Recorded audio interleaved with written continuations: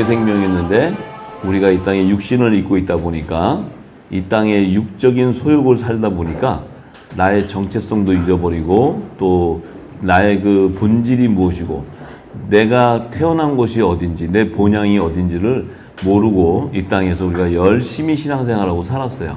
그런데 그 열심히 신앙생활하는 그것도 이 늦은 비의 때가 되지 않고서는 반드시 율법 아래서 정말 열심을 내면서 살아야 되는 거예요.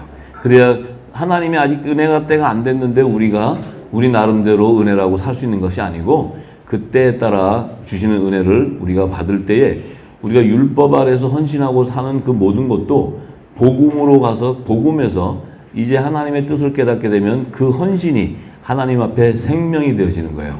할렐루야. 그래서 우리가 이제 마지막 때는 이제 말씀이 이 영이요 생명인데 이 말씀의 진리 안에 거하지 않았기 때문에 우리가 목이 말랐고 의에 줄이고 참으로 이 땅에 볼 때 하나님을 믿는 그 우리 그 교회 성도들이 너무나 세상보다도 못한 이 참 안타까움과 참으로 애통함이 있었는데 이제 우리가 이것을 깨닫고 나니까 내가 하나님의 의의 열매가 되지 않았기 때문에 이 땅이 어두워졌다는 것을 알 수 있어요. 그래서 이제는 각자가 있는 곳에서 이 기름이 부어져서 흘러나가기 시작하면 모든 열방으로 이제 이 사막과 같은 광야 같은 이 척박한 땅에 생명수의 강이 흐르기 시작하고 또 광야와 같은 땅에 이제 그 생명의 길이 열려서 이 척박한 땅에서 하나님이 구원할 백성을 건져내시겠다는 거예요. 그러니까 이 진리가 나오기 전까지는 이방인의 수가 충만하기 전까지는 척박하게 돼 있어요. 묵은 곡식을 먹게 돼 있고, 그래서 이것은 누구의 잘못이 아니고 하나님의 그 구속하는 심판과 구속하는 그 약속의 말씀대로 이 모든 세상을 움직이고 있을 때 우리는 이제 이 늦은 비가 오는 이 시대에 우리가 존재하게 되었고 이 모든 하늘의 비밀을 깨닫게 되었다는 이 놀라운 은혜가 우리에게 임하게 되는 것입니다. 그래서 이 은혜를 우리가 깨닫게 되면 어디를 돌아가야 되냐면 예수 그리스도로 돌아가야 돼요. 예수님의 말씀으로 돌아가야 돼요. 다 전부 다. 이제 우리가 했던 모든 사역들은 다 내려놔야 돼요. 지금까지 우리가 묵은 곡식 안에서 했던 모든 것, 뭐 선교, 전도, 뭐 성전을 세우고 이런 모든 것들을 이제는 다 내려놓고 그리스도의 말씀으로 들어가게 되면 그 성령께서 그 모든 일을 다 이루시는 거예요. 할렐루야. 그래서 우리에게 은혜를 주시는데 이미 예수님은 오셔서 우리에게 기도할 때 한 가지 우리에게 구하라고 했던 것이 바로 하나님의 나라와 그의 의를 구하라고 그랬어요. 너희들은 이방인이 하는 기도를 하지 말고 하나님의 나라와 그의 의를 구하라. 그러면 모든 것을 다 더하리라. 그런데 예수님은 그렇게만 얘기하시고 그 다음 장에 보면 하나님의 나라와 그의 의를 구하기 위해서는 반드시 너희들이 찾고 두들기고 구하는 그 모든 것은 성령을 구하라는 거예요. 성령. 그 성령이 너희 안에 진리의 성령이 오게 되면 하나님의 나라와 그의 의가 무엇인지 그 비밀을 다 알려주게 되므로 그 뜻이 성취되는 거예요. 그런데 이 하나님의 나라와 그의 의를 구하라는 그 말씀이 바로 창세기 1장 1, 2절의 말씀을 성취하는 계시의 말씀이에요. 왜냐하면 예수님도 이 땅에 오셨을 때 나는 내 영광을 드러내러 온 것이 아니고 우리 아버지의 뜻을 완성하러 왔다.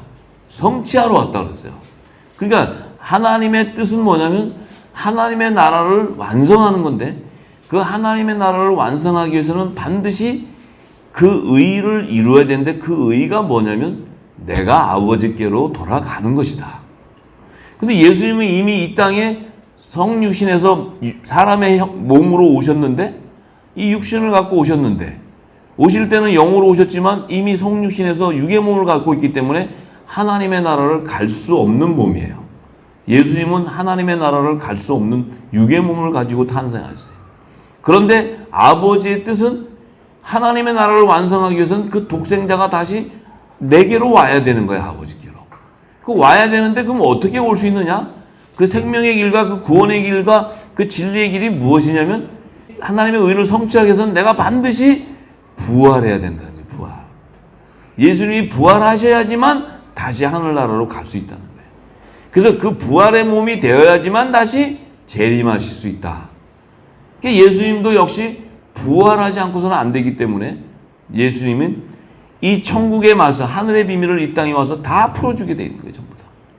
그것이 풀어져야 예수님이 그 육신을 가지고 있는 심령 안에 생명수가 가득 차 있기 때문에 예수님이 주시는 그 말씀은 영생으로 인도하는 샘물이라는 거예요. 샘물.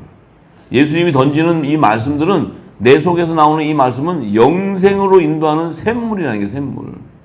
말씀이라는 게 말씀. 근데 이 말씀은 뭐냐면 그리스도의 진리의 말씀이에요. 이 진리의 말씀을 들어야 믿음이 생기는 거예요. 믿음의 열매가 돼. 근데 우리는 지금까지 이 진리의 말씀을 듣지를 못했어요. 왜냐하면 늦은 비에 성령의 때가 되지 않았기 때문에 이 땅에 주는 지식, 신학이 주는, 사람이 주는 그 교리, 이걸로 들었기 때문에 우리가 그리스도로 옷을 갈아입은 것이 아니고 우리는 묵은 곡식 아래에서 우리가 육적인 소욕을 따라 갈 수밖에 없었던 거예요. 자, 그래서 이 하나님 나라를 완성하기 위해서는 그 의는 반드시 생명의 부활로, 육의 몸을 가진 우리가 생명의 부활로 살아서 아버지께로 돌아가야지만 새하늘과 새 땅이 완성되는 거예요. 하나님의 나라가 완성되는 것입니다. 그래서 처음 하늘인 천지는 이 혼의 생명, 그 혼의 생명에 대해서 창조를 하셨지만 마지막 새하늘과 새 땅에서는 이 혼의 생명이 사람의 육신을 입고 있어야 되고 그 육신 안에 말씀이 임해서 말씀의 정체성에 따라 그들이 부활의 생명이 되어야지만 새하늘과 새 땅으로 입성하게 되는 거예요. 그래야 하나님의 나라가 완성되는 거예요. 그래서 하나님께서는 처음 하늘과 처음 땅의 창세기 1장 1, 2절 안에 그 마음을 다 담아 놓으셨고 예수님은 이 땅에 오셔서 그 하나님의 마음을 증거해 주시고 창세전에 감춰있던 하나님 나라의 비밀을 예수님이 오셔서 다시 비유로 다 풀어주셨어요. 비유로. 왜 비유로 풀어주셨냐면 성령이 오시게 되면 내가 풀어준 비유를 너희들에게 알려주기 시작할 때 비유가 풀어질 때 그 말이 생명이 되어버린다는 거예요. 영이요 생명이 되어버리는 거예요. 그래서 우리가 비유가 안 풀어졌을 때, 성경이 안 풀어졌을 때는 우리 안에 심령이 공고하고 답답해. 의에 줄이고 목이 말라 알고자 하는데도 기도해도 열어주지 않고 금식을 해도 열어주지 않고 내 삶에 하나님 앞에 드리는 그 정말 그 애통한 심령으로 기도를 해도 그 비밀을 열어주지 않았어요. 사도 바울은 날마다 엎드려 기도하는 것은 그리스도의 계시를 받기 위한 계시. 이 계시를 받지 않고서는 하나님 나라의 비밀을 알 수가 없다는 거예요. 그러니 이 계시를 사모하는 자들은 이 영의 양식을 받지 않고서는 절대로 이 땅에서 참으로 평강이 임할 수가 없고 의에 줄이고 목이 마르고 공고하게 돼 있어요. 자, 그런데 이제 그 예수님께서 감추인 그 비밀, 하나님 나라의 비밀을 창세전에 감춘 것을 풀어주셨는데 이제 예수님이 부활하시고 승천하시고 나서 그 성령이 누구에게 오냐면 바로 영의 생명에게 오는 거예요. 영의 생명. 성령이 우리 육신을 가지고 있는 아무데나 막 가서 뿌려주는 것이 아니고 성령의 단비가 내리면 이 땅에 우리는 육의 몸을 갖고 있는데 나도 모르게 그 단비가 내리기 시작하면 내가 영의 생명이었다는 것을 알 수 있는 거예요. 영의 생명. 이 영의 생명에게 이 말씀이 부어지면 어떤 일이 생기냐면 먼저 예수님이 가신 생명의 길을 가기 위해서는 내가 입고 있는 육적인 몸을 벗는 할례가 일어나야 돼요. 그리스도 할례가. 그리스도 할례가 일어나게 돼 있어요. 말씀으로 씻어지기 때문에. 그러면 그게 할례가 일어나기 시작하면은 내가 어떤 존재가 되냐면 내 의가 죽어버리는 고운 가루가 되어버리는 거예요. 고운 가루가. 내 생각과 내 지식과 내 신념과 모든 것이 다 바사져 버려요. 부서져 버려요. 내가 무엇을 하고자, 내가 교회에서 무엇을 해보자, 하나님이 이루려서 내가 무엇을 해보자, 내가 선교를 해보자, 뭘 해보자, 이런 모든 것은 내 뜻에 따라 내 의를 이루기 위해서 했던 행위지 하나님의 뜻하고는 아무 상관이 없어요. 그렇기 때문에 묵은 곡식 아래 있을 때 가졌던 그 하나님을 위해서 내가 헌신한다는 그 신념, 이런 것들이 성령이 오시면 내 안에 있는 그 내 의, 내 생각들을 다 결박시켜버려요. 전부 다. 그래서 다 뜯어내버려요. 전부 다. 전부 결박해서 다 내쫓아버려요. 그래야 이 몸 안에 내 몸이 성령이 거하는 거룩한 성전이 되기 위해서는 반드시 그리스도의 말씀으로 채워지고 그리스도의 의의 옷으로 갈아입게 돼야 돼요. 그래야지만 그 안에 진리의 빛이 우리가 등불이 돼서 비출 수 있는 거예요. 그 안에 내가 흠집이 있어서 조금이라도 내 생각이 들어가면 그건 성령이 역사하는 게 아니란 말이에요. 우리가 마치 하나님이 헌신하고 하나님을 위해서 전도하고 하는 모든 것들이 우리가 마치 하나님이 하신 것처럼 생각했지만 다 사람이 했다는 게 사람이. 자, 그래서 이 시대, 지금 이 마지막 시대에 영지주의자들이 누구냐? 영지주의자들. 이 마지막 시대 이른비가 내릴 때 사도 바울이 또 사도들이 그 복음을 전파할 때도 영지주의가 가득했었어요. 그 신비주의자들. 그 영지주의자들의 특징은 그 거짓 선지자들인데 그들의 특징이 뭐냐면 진리의 말씀은 없어. 진리의 말씀은 없고 점성술과 똑같이 인간들의 혼을 자극하는 이런 주술이나든지 또 마술로 요즘에 얼마나 많습니까? 뭐 희한한 일 많아요. 막 기도하면 금가루가 막 묻고 막 희한한 일도 이 마술의 마술. 근데 금가루가 묻던 뭐가 묻던 간에 다 좋은데 그들 입에서 나오는 말씀이 없다는 게 말씀이에요. 깽가리를 치고 뭐 성령이랑 막 몸을 흔들고 별짓을 다 하는데 좋다 이거야. 흔들으라 이거야. 근데 말씀이 없어. 말씀이. 그러니 잠깐 푸르륵 했다가 다 사라지는 거예요. 자, 그리고 이 예언하는데 맨 예언은 뭐 대한민국의 전쟁이 언제 일어날 것이다. 뭐 할 거다. 성경에는 대한민국 전쟁이 일어나는 예언이 없어요. 하나님은 대한민국이 전쟁 나고 하는 그런 거 아무 관심이 없어요. 아무 관심이 없는데 사람을 두려움을 준단 말이에요. 이 두려움을 줘야 다 잡혀요. 짐승의 표 알지? 막 이런 막 덜덜 떨어 짐승이 안 팔라고. 이 하나님의 종들이나 하나님의 아들들은 짐승의 표하고 아무 상관이 없어. 이 예언을 알고 나면 하나님의 추수의 때를 알고 나면 아무 상관이 없는데 짐승의 표 알지? 그러면 덜덜덜 떨어져. 왜냐면 이게 큰일 나. 그거 받았다가 뭔지도 모르고. 그러니 얼마나 거짓 선지자들이 데리고 놀기 좋냐고. 다 모아서 막 깽가리 치면 거 가서 막 이런 시대예요 지금. 이제는 하다 별짓하다 안 되니까 뭐냐면 토라로 돌아가자니까. 토라 율법으로. 예수님은 율법을 복음으로 완성하기로 했는데 이제는 예수님의 복음 별거 없어. 맨 해봐야 아무 별 내용도 없어. 선지자 모세가 준 토라가 더 나아. 복음을 율법으로 완성하자 이렇게 돼버렸어. 그 대한민국이 지금 전부 이 토라병 들어가지고 전부 이스라엘 병들하고 이상한 이 노래도 이상한 거예요. 전부 귀신 부르는 노래. 예수님은 오셔서 율법을 복음으로 완성시켜 주기 위해서 복음의 참빛으로 오셨는데 이제는 복음은 별거 없고 토라로 다 돌아가야 돼. 토라 돌아가서 창세기 1장 1, 2절에 히브리어로 해갖고 숫자로 몇 하고 더하기 빼기 했고 이렇게 하면 뭐가 되고 이래. 그게 지금 창세기 1, 2장에 숫자 빼고 빼서 나올 얘기예요. 그게 지금. 그들이 그렇게 할 때 이 성도들은 뭐냐면 진리 안에 거하지 않았기 때문에 그게 신비스러워 보여. 그래. 맞아. 그것도 일리가 있어. 다 미혹돼 버리네. 정비요. 거기에 마지막 때 예수님이 마태복음 24장에 거짓 선지자와 적그리스도들이 등장하는데 이때는 창궐하게 등장해요. 마지막 때 있다면 우는 사자에 막 다 걷어가는 거예요. 지금 전부 다. 근데 거기 한번 붙잡히면 못 나와요. 진짜 그거 나오려면 고래 힘줄 같은 그 몸 다 찢어내야지 나와. 못 나와. 강렬하게 붙잡는다고 전부 다. 근데 이 진리가 드러나면 그거는 헛개비고 그거는 거짓인 거 알기 때문에 다 버리게 돼. 아무것도 아니야. 진리 앞에 그게 대적해가지고 막 붙어서 싸울 수 있는 게 아니에요. 진리가 나오면 그들은 다 패망하게 돼버려요. 패망하게. 근데 그거 좋다고 따라가는 자들은 하나님이 붙여놓은 거예요. 거기다. 거기 따라가라고 붙여놓은 거예요. 그것도 데려오려고 그러지 마요. 데려오면 골치 아파. 그냥 가게 내버려둬야지. 자, 이런 시대입니다. 자, 그러면 예수님이 오셔서 창세전에 감추인 하나님 나라와 그를 완성하는 것이 무엇이었냐면 하나님께서는 하나님의 당신의 뜻을 창세전에 있었던 그 뜻을 성취해야 돼요.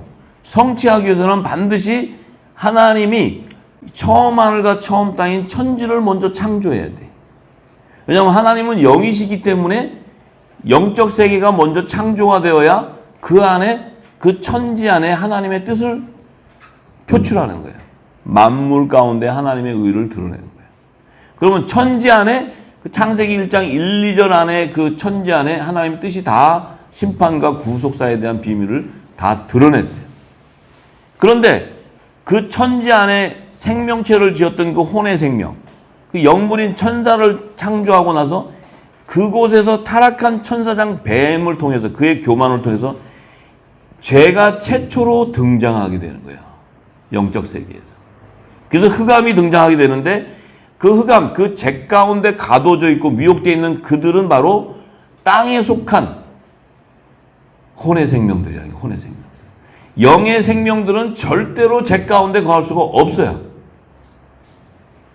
우리가 육의 몸을 갖고 있기 때문에 그 진리 성령이 오기 전까지는 육의 몸을 입기 때문에 그 우리가 육의 몸이라는 것은 땅에 속한 자의 형체예요.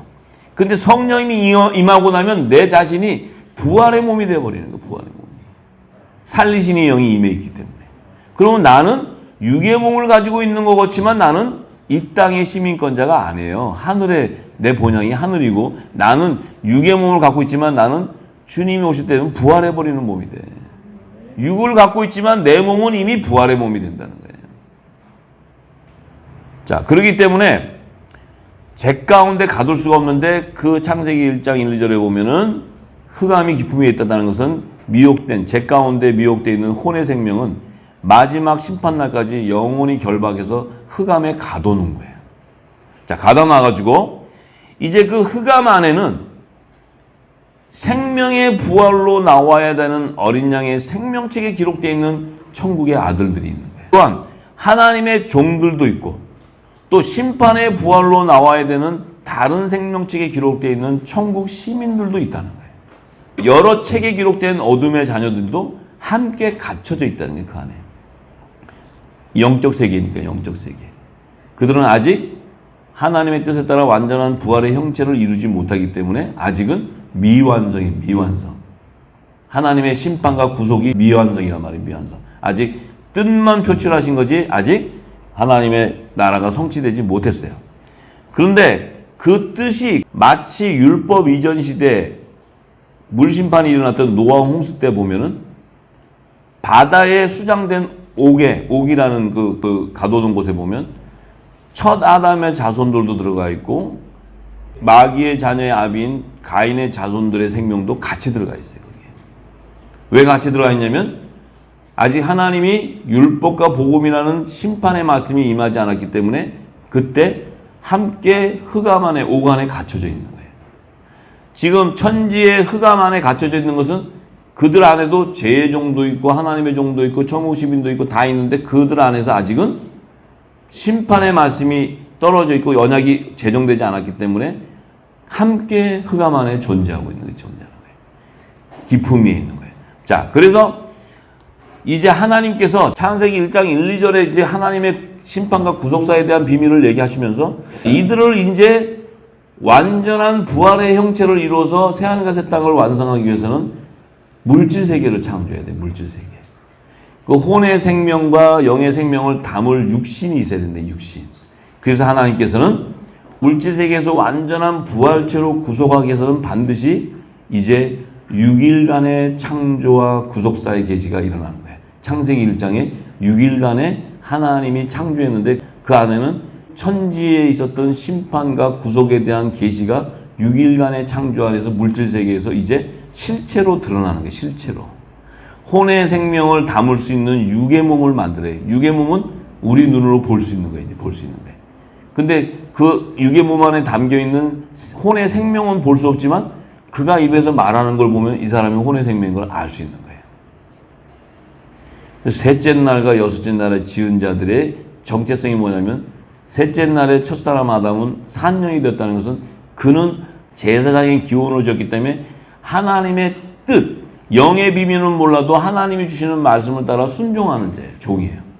근데 여섯째 날에 지은 이 네필임과 아담, 남자 여자는 영이 임하지 않기 때문에 뜻을 모르니까 그들은 뭐예요? 마치 짐승과 같이 살아버리는 거예요. 그래서 짐승이라는 표현은, 사람을 짐승이라는 표현은 하나님의 지혜와 지식의 말씀을 모르는 자를 짐승이다 이렇게 얘기하는 거예요. 그러면 이제 오늘은 그 6일간 창조 기사 중에 첫째 날에 하나님이 창조하신 그 심판과 구속에 대한 그 계시의 말씀을 함께 나누기 원합니다. 창세기 1장 3절에서 5절의 말씀입니다.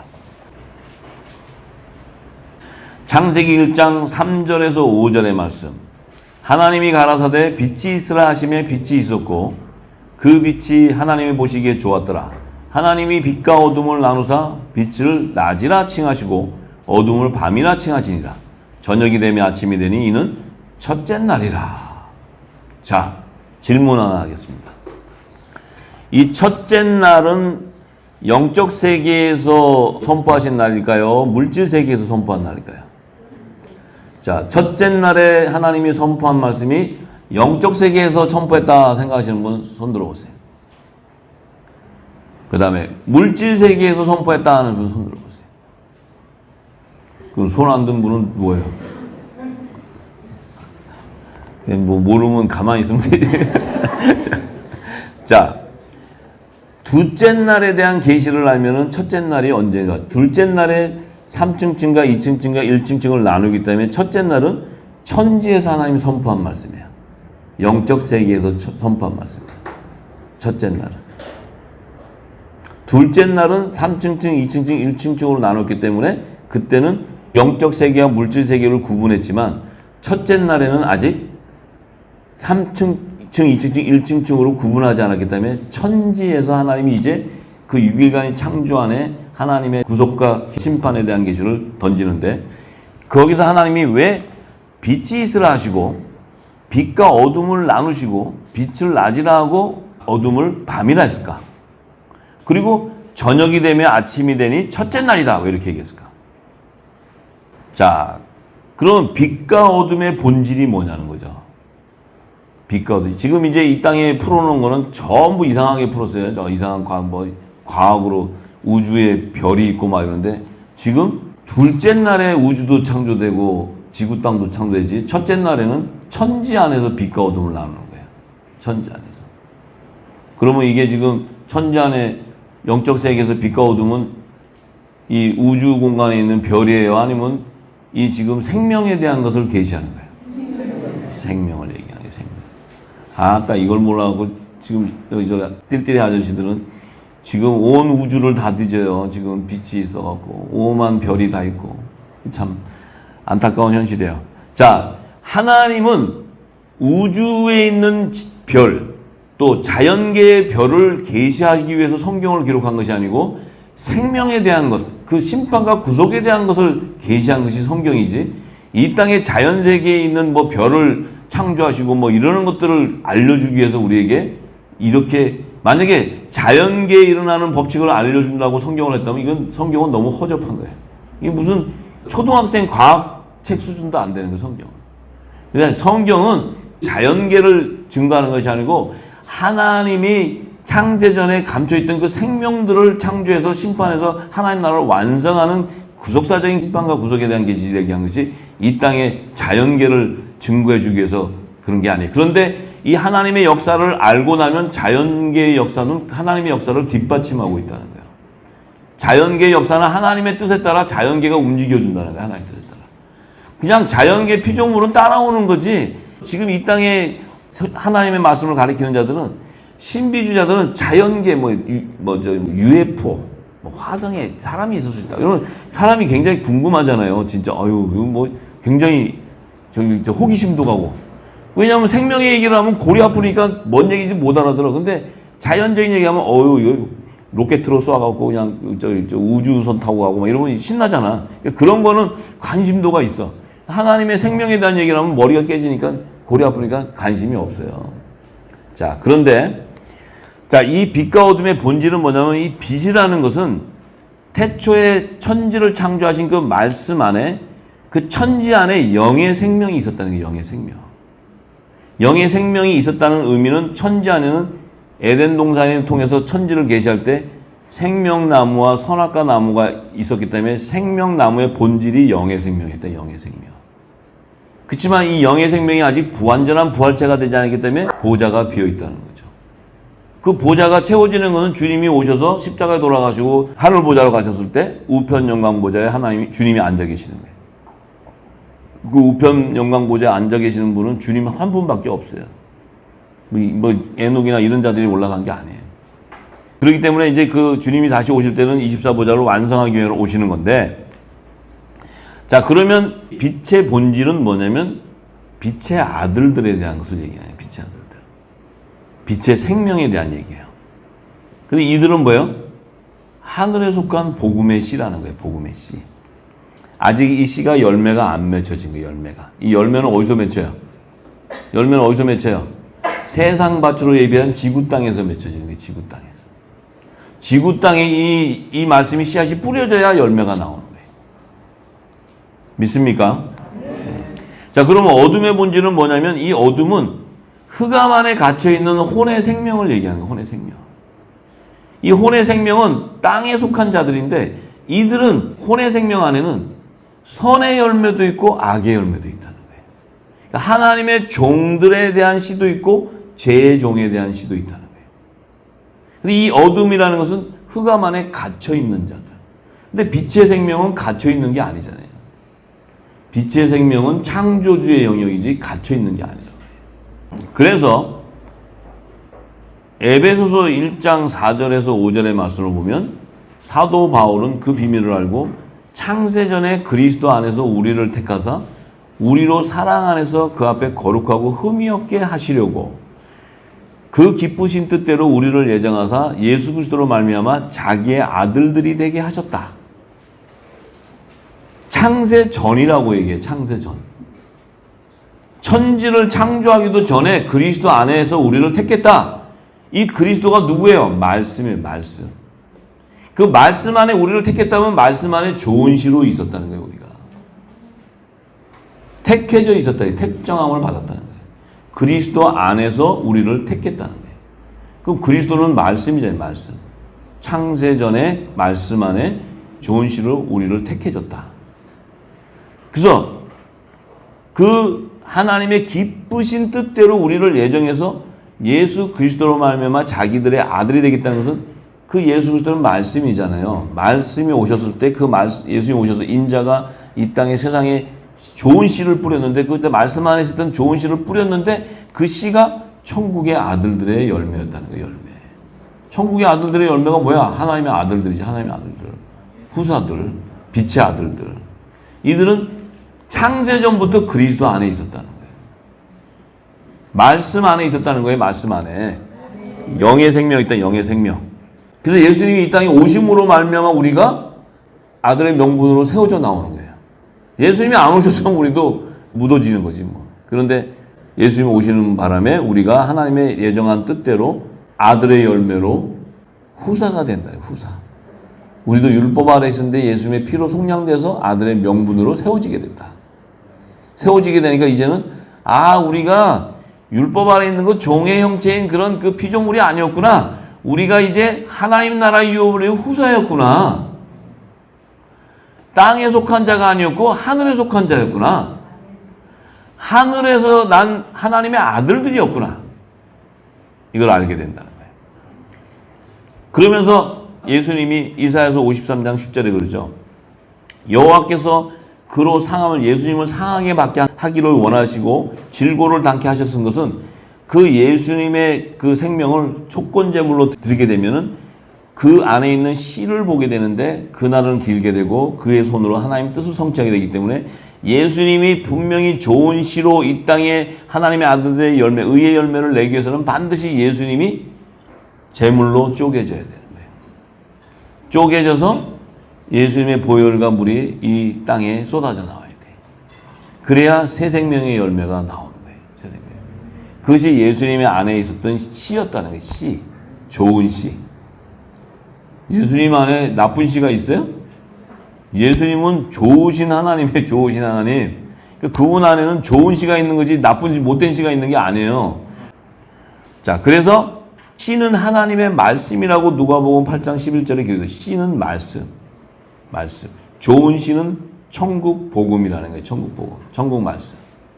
자, 그런데 하나님이 왜 그러면 빛과 어둠을 나누셨냐 이거 첫날에. 빛과 어둠을 나누시고 빛을 낮이라 하시고 어둠을 밤이라 그랬다. 빛을 낮이다 하는 것은 낮의 아들들이라는 거예요. 낮의 아들들, 빛의 아들들.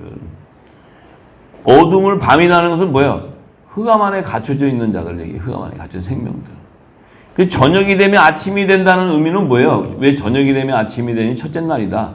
하나님이 이 첫째 날은 24시간 하루를 얘기하는 것이 아니고 이 첫째 날이라는 것은 하나님이 천지에 창조한 그 생명들을 이 땅에 이제 부활의 생명체로 만들기 위해서 하나님의 계획이 계시는데 그 계획이 첫째 날의 계획이 빛과 어둠을 나누시고 빛을 낮이라 그러고 어둠을 밤이라 하는 것은 또 저녁이 되면 아침이 된다는 것은 저녁은 어둠이 먼저 오고 그 다음에 아침이 돼요. 그래서 유대인들의 이스라엘의 그 시간표는 저녁 6시부터 그 다음날 저녁 6시가 하루예요. 우리는 밤 12시부터 24시간 돼서 밤 12시가 되면 하루인데 유대인들은 저녁 6시부터 그 다음날 저녁 6시가 되면 하루예요. 그러니까 저녁이 되면 아침이 된다. 그래서 뭐예요? 율법이 먼저 제정되고 복음으로 완성시킨다 하는 얘기야. 율법과 복음으로 이 하나님의 나라를 완성하는 구속사를 완성하겠다 하는 것이 하나님의 뜻이었어요. 그래서 빛과 어둠의 생명을 나누지만은 빛을 낮이라 하시고 어둠을 밤이라는 것은 반드시 율법 아래 흑암 안에 가둬있는 자들은 이 율법은 죄의 권능이기 때문에 율법 아래 가둬진 자들은 반드시 흑암 안에 가둬진 자들에게는 율법이 제정돼야 돼. 율법이 제정돼야 네 죄가 뭔 줄 알겠지. 율법이 제정 안 되면 무슨 죄인지도 몰라. 그 아담과 하와가 죄를 져도 벌거벗고 있어도 이 선악과를 먹기 전에 율법이 제정되기 전에는 죄가 뭔 줄 모르기 때문에 부끄러운 줄 몰랐다고. 그러니까 사도 바울이 율법이 있기 전에도 죄가 있었는데 사람들이 죄가 뭔 줄 몰랐다는 거예요. 그래서 흑암 안에 있는 혼의 생명들은 반드시 율법이 제정돼야 돼. 율법이 제정되면 아유 이거 내가 하나님 하지 말란 거 했네. 계명으로 이거 아이고 이거 우상성기만 하는데 우상성겼네. 아이고 내가 이게 저기 형제를 사랑했는데 아 저놈만 보면 그냥 미움이 막 이게 올라가고 저거만 보면 아주 꼴보기 싫어 죽겠어. 그 회개했는데 그 다음날 되면 또 올라와. 율법 아래 있으면 어떤 자가 돼요? 정죄하는 자가 되는 거예요. 정죄가. 이 정죄가 없어지지가 않아요. 정죄하지 말라 해도 정죄가 타게 돼 있어. 승질이 팍팍 올라오니까 이게. 금식 40일하고 나서 돌아서면 또 올라와 이게.